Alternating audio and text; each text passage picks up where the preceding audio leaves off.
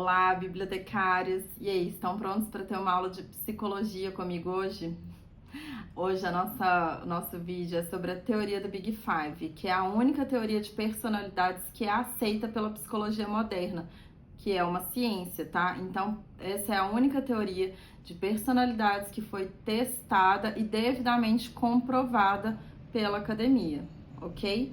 O que ela fala? Que nós temos 5 grandes traços, 5 grandes fatores, 5 grandes características que vão determinar como é que a gente vai se colocar no mundo, como é que a gente vai funcionar, como é que a gente vai interagir com o nosso mundo, tá? Eu vou trazer aqui os 5 grandes fatores, explicar cada um deles e depois a gente conversa sobre quais desses fatores, aliás, como esses fatores influenciam na personalidade dos bibliotecários, quais fatores aí estão mais presentes na personalidade comum de se encontrar nos bibliotecários. Mais ou menos por aí. Bom, vamos começar então. Para isso, eu trouxe uma régua que é o que vai me ajudar aqui com essa explicação. Por quê? Porque a teoria do Big Five, ela fala que todos esses fatores, elas funcionam num espectro, tá? Então não é assim, não funciona assim, você é extrovertido ou você não é extrovertido, tá? Existe um espectro. Numa ponta tá a extroversão, na outra ponta tá a introversão. Ah, Isabela, eu sou uma pessoa extrovertida, tô aqui nessa ponta? Não, não necessariamente. Nas pontas, que seria o 880, quase ninguém tá. Às vezes você tá aqui, ó, você fala assim, ó, eu sou muito, muito, muito extrovertido, tô aqui.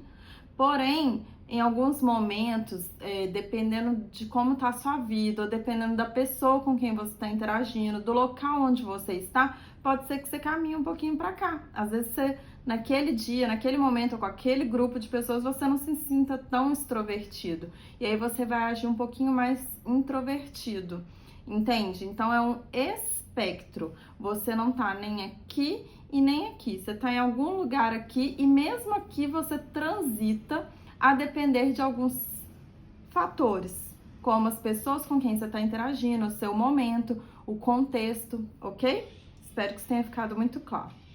Então vamos começar com a extroversão e a introversão, que já foi o primeiro traço que eu trouxe aqui. De um lado a extroversão, do outro a introversão. Pessoas extrovertidas são aquelas pessoas que lidam muito bem com a interação com os outros. Então são aquelas pessoas que se energizam quando elas estão na presença de outras pessoas. São aquelas pessoas que são muito que conseguem transitar muito bem, conversar muito bem, sabe? Eu tô aqui com o meu caderno, gente, para me ajudar. São aquelas pessoas que interagem, são muito sociáveis, ok? Elas são pessoas gregárias. Do outro lado, que tá a introversão, são as pessoas mais reservadas. São as pessoas que perdem energia na interação com outros. Sabe quando você vai numa festa, você chega esgotado, você nem dançou, você nem bebeu, mas você fica esgotado só de ter que interagir com muitas outras pessoas? Tá aqui, ó. Essa pessoa tá aqui, né? Introversão. Não são pessoas que gostam de múltiplos elementos ali de estímulos, tá? Especialmente se esses elementos de estímulos forem pessoas. Então, ela não se aproxima com facilidade, ela não atrai as pessoas para ela, tá bom? Isso são as pessoas introvertidas. Segundo traço, abertura a experiências de uma ponta, na outra ponta, o tradicionalismo. O que significa isso? Pessoas com abertura à experiência são pessoas criativas, pessoas que gostam de inovação, pessoas sensíveis à beleza estética, pessoas mais intuitivas, pessoas que gostam de novidades, que são muito criativas, que gostam, sabe assim, aquela pessoa que gosta de tudo que é novo e quer experimentar de tudo. É esse tipo de pessoa. Pessoas tradicionalistas. Esse é meu caderno de faculdade, gente.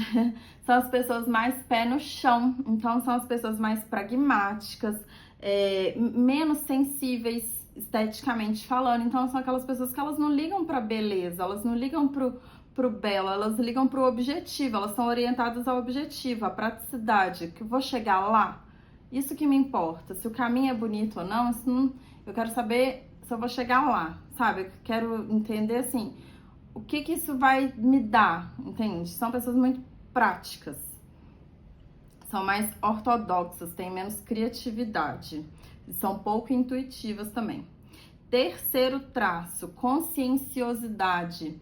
E do outro lado, despreocupação. O que são as pessoas conscienciosas? São as pessoas altamente organizadas, são as pessoas que são muito preocupadas, gostam muito de regras, lidam bem com rigidez. São aquelas pessoas que são sempre pontuais, tá?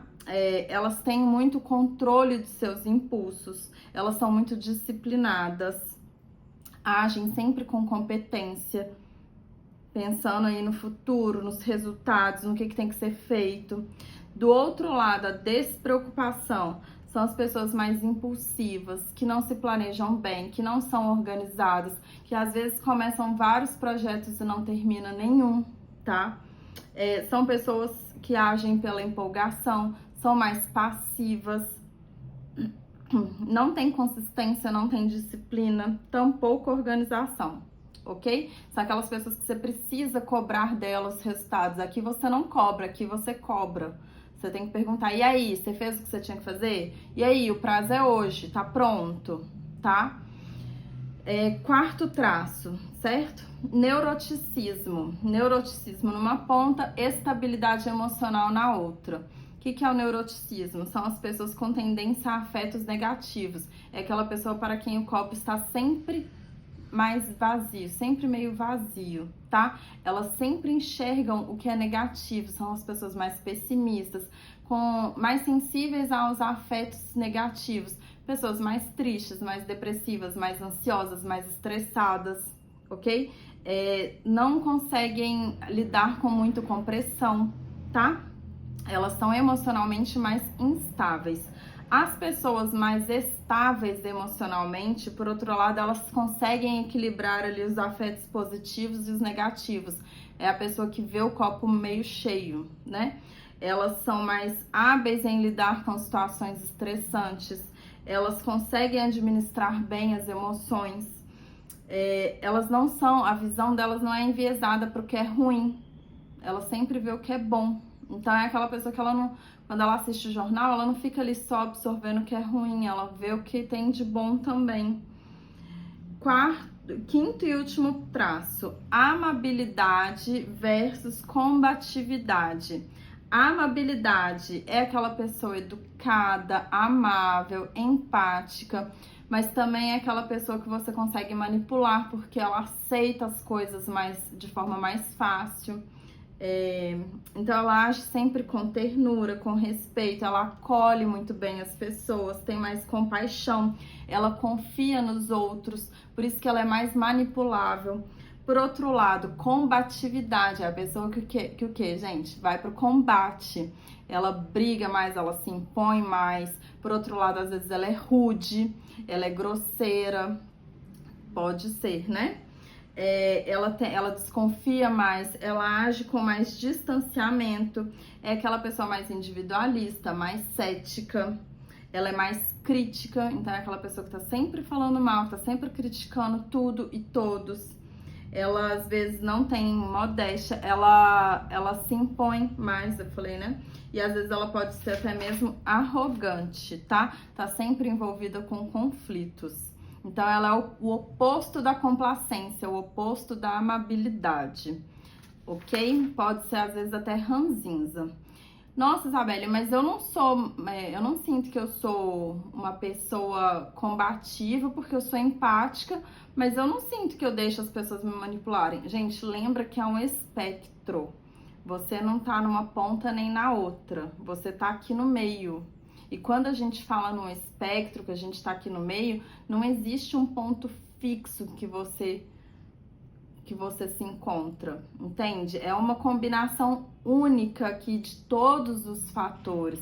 E é como eu falei, a forma como você se porta vai depender muito do momento em que você tá vivendo, do contexto em que a cena está acontecendo, da pessoa com quem você está interagindo.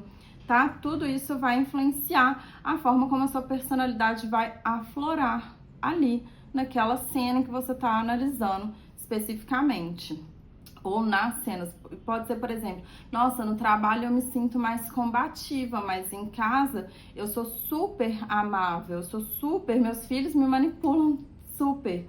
Já no trabalho eu consigo me impor mais.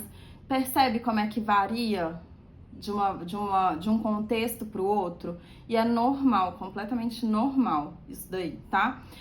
Primeiro ponto que eu quero... Agora a gente vai falar sobre a personalidade do bibliotecário. E o primeiro ponto que eu quero colocar: toda generalização é burra.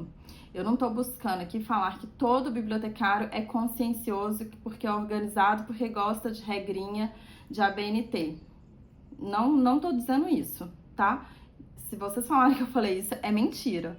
Eu não faço generalizações, gente. Às vezes a gente fala uma coisa, a bibliotecária é tudo assim. Mas isso é uma forma de falar, assim, numa conversa coloquial. Aqui eu não estou dizendo, eu não estou generalizando, ok? O que vale pra mim não vale pra você, o que vale pra você não vale pra mim. Não somos uma classe única em que todo mundo age da mesma forma. Então toda generalização, ela é burra. Outra coisa, por que somos do jeito que somos, né? Tem um ponto que eu trouxe no vídeo anterior, que é: a maior parte de nós foi e ainda é leitor. Então, a leitura, ela moldou um pouco da nossa personalidade, especialmente se você começou a ler lá nos anos iniciais, na infância e no começo da adolescência.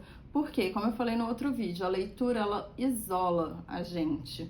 Então, ela nos tira da interação com outros seres humanos, certo? Se você tá lá no seu quarto lendo, como eu me lembro de fazer por muitas vezes, se eu tava no meu quarto lendo, eu não estava na sala interagindo com a minha família, assistindo televisão.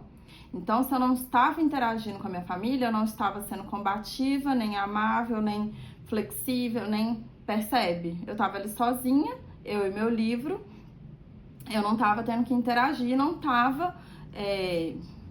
tirando, né, dessas interações elementos para fortalecer minha personalidade nesses aspectos, tá? Então, assim, a leitura, ela é uma atividade que ela alimenta e é alimentada pela solitude, pela timidez. Ela pode levar ou ser levada por causa da introversão, percebe? Então, assim, que tá ligado ao tradicionalismo. Então, assim, eu acho que esse é um ponto muito importante da gente pensar, tá? Porque a leitura, ela com certeza definiu muito do que nós somos hoje em dia, para aqueles que tiveram essa atividade como uma atividade importante nos primeiros anos de formação da vida. E outra coisa, parte do que a gente vai falar aqui da personalidade, vem do reflexo do contexto histórico da nossa profissão. Se você não viu 2 vídeos atrás que eu falei do estereótipo e como ele foi formado, lá eu falei como é que a profissão foi surgindo, né? Então teve a questão dos mosteiros, que eram lugares muito rígidos, que exigiam silêncio absoluto, que o foco era totalmente em preservar o acervo, que os monges eram pessoas muito bravas, muito austeras. Então, assim, tudo isso foi formando o estereótipo do bibliotecário. Então, a gente tem que lidar com isso daí também. E isso foi formando esse estereótipo, e esse estereótipo foi sendo reforçado pela mídia, pela sociedade, pelo contexto das bibliotecas, que muitas vezes não se atualizaram. Então, assim, tudo isso moldou, de certa forma, quem a gente é e como a gente age no trabalho. Pode ter moldado, ok? Bom, a nossa formação técnica é também um elemento que influencia. Por quê? Porque a gente é forjado num ambiente de regras, né? Então, quando eu estava lá na UFMG estudando a BNT, CDU, CDD, sabe, catalogação, não sei o que lá, tudo isso que envolve um excesso de regras muito grande, isso também forjou um pouco da minha personalidade, com certeza. E provavelmente forjou a sua também, tá? Então, assim, essa rigidez institucional, os ambientes, muitas vezes das bibliotecas que permanecem assim. Eu já fui em biblioteca ano passado que tava lá com todas as letras, silêncio, silêncio, silêncio, silêncio, silêncio para todos os lados. Então, assim, tudo isso vai alimentando e sendo alimentado pela personalidade generalista do bibliotecário. Lembrando que toda generalização é burra. Então, vamos falar do perfil típico. Típico, segundo o senso comum, né, do bibliotecário, que não é de forma alguma uma generalização. Então a gente pensa em primeira coisa, né? A gente pensa em pessoas mais introvertidas, por causa do que eu acabei de falar. Foram pessoas que viveram os primeiros anos, às vezes,